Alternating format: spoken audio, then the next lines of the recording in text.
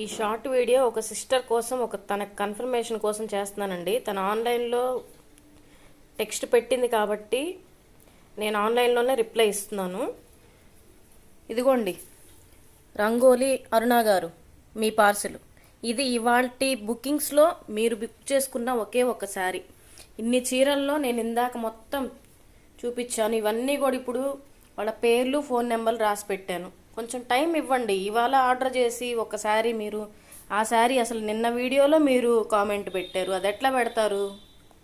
అది పబ్లిక్లో వెళ్ళేది. నా చీర కనిపించలేదంటే అంటే మేము పెట్టలేదని వస్తుంది కదండి, అది తప్పు కదా. వాట్సాప్లో నేను చెప్తే రిప్లై చేసేదాన్ని కదా మీకు.